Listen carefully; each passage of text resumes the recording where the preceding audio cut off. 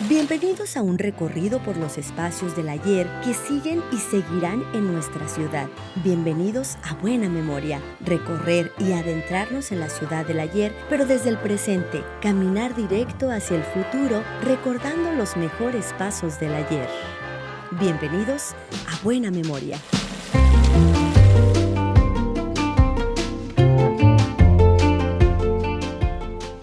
Pocos años después de que los hermanos Lumière revolucionaran al mundo, gracias a la invención del cinematógrafo, cientos de personas pudieron presenciar la magia del cine. No pasó mucho para que su invento llegara a Monterrey, cambiando por completo la forma en que los nuevoleoneses se entretenían y divertían. Y justo de esto hablaremos el día de hoy. Buscaremos refrescar su buena memoria para así recordar la historia de algunos de los cines más emblemáticos de nuestra ciudad. Bienvenidos a Buena Memoria. Bueno, de acuerdo a crónicas de época, porque estamos hablando que el cine a México llega muy cercano a la fecha en que se dio a conocer en aquella época de finales del siglo antepasado, es decir, 1895, llega a la Ciudad de México, se exhibe ahí el cine y cautiva a públicos diversos. En primer lugar, pues al presidente, que era Porfirio Díaz, pero a Monterrey llega 3 años después, en 1898, según investigaciones que he recabado en relación a cuál fue el primer cine que se instaló ya formalmente aquí en la ciudad de Monterrey, que le llamaron el cine Fausto. Ahí era, no era un cine como conocemos ahora en día, de que tiene un lugar con suficientes butacas, la pantalla enfrente y demás. Era algo más rústico, pero de alguna manera ahí se exhibieron todas estas películas del cine mudo que llegaban de exportación, de exportación de Francia hacia México, y el público empezó a maravillarse ante la situación de estar viendo imágenes en movimiento, obviamente sin sonido, pero sí siendo capturados por toda esa magia que tiene el cine. Entonces, y más en aquella época. Entonces en Monterrey hubo proyección de cine mudo. Sí, hubo proyección de cine, es decir que casi comenzando el siglo XX el cine ya era conocido en Monterrey.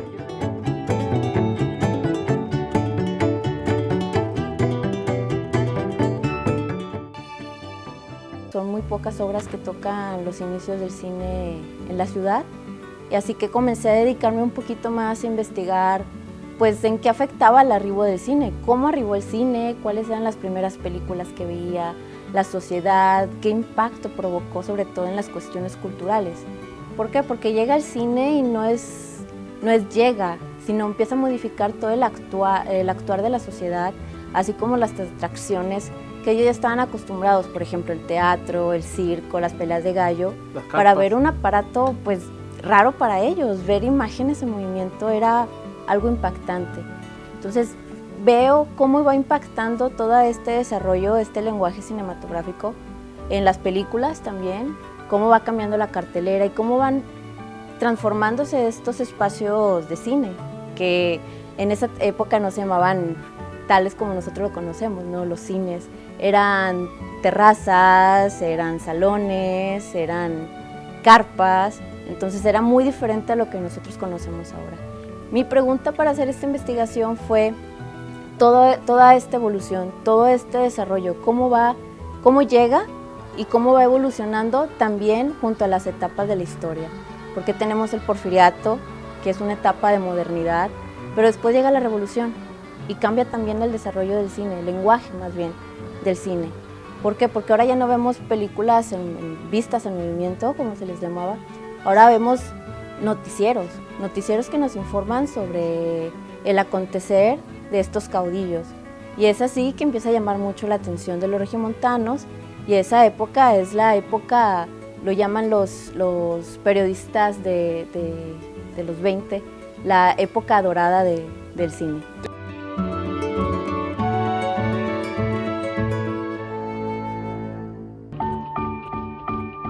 En muchos de los casos era un espectáculo itinerante, es decir, andaban en plazas, en ciertos lugares públicos donde la gente podía acudir en un paseo, por ejemplo, y ahí de manera momentánea se exhibían películas en donde podían disfrutar a artistas que ya de alguna forma eran consagrados de aquella época. Un Max Linder, que era un cómico francés muy famoso, bueno, pues ya se exhibían cortos cinematográficos de este tipo de personajes o de personalidades que existieron en aquella época del cine mudo. Estamos hablando de hace muchos, muchos años, ¿verdad? Cuando el cine casi estaba en pañales, por decirlo así.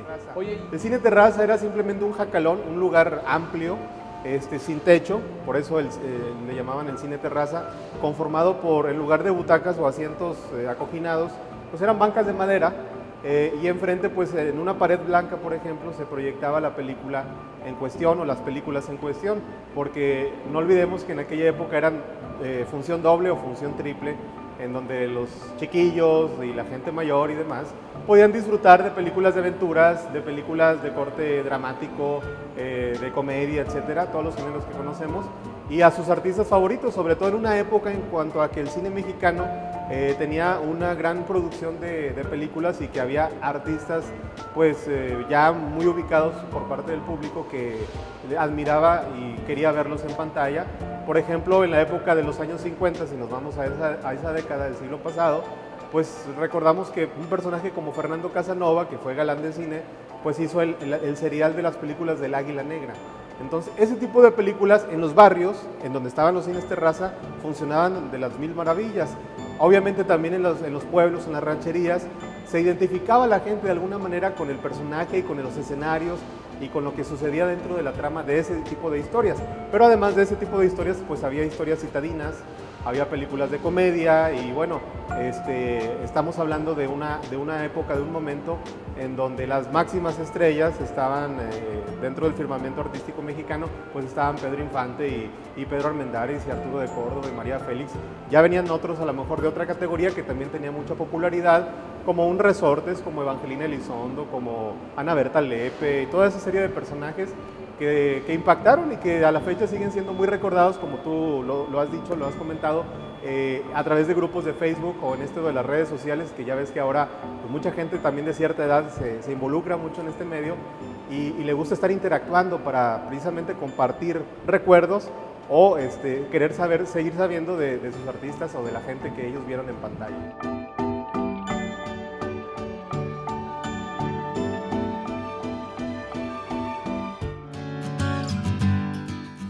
En el 57 mi padre, por cuestiones de suerte, se hace de un equipo de proyección y empezó el sueño de proyectar películas. Y pues tuvo más o menos éxito y empezó el siguiente año, en el 58, se hizo ya, empezó como una terraza y empezó con en el 58 ya pasó a ser un cine cerrado para seguir proyectando y de ahí para el Real nos empezamos a enrolar en este negocio. Mire, el arco es un sueño de mi madre. De hecho está diseñado por ella. Ella siempre ha gustado mucho eso, entonces ella pensó cómo se distingue el cine de alguna cierta forma y fue poniéndole el arco en el cine, más aparte de lo que ha hecho en dulcería y cosas de ese tipo de cosas. Pues nada, que cuando hace 40 años, junto con mi padre y mamá, pensando en sobresalir en algo para darle un plus, entre comillas, a la dulcería, pues se puso a idear ahí a mejorar o a crear una receta de chili dog que ya estaba conocida en Estados Unidos, pero que aquí vino a hacerla tipo mexicano, que fue la que le vino a dar el punto más picosito, y ahí está la receta, que es importante para el cine real.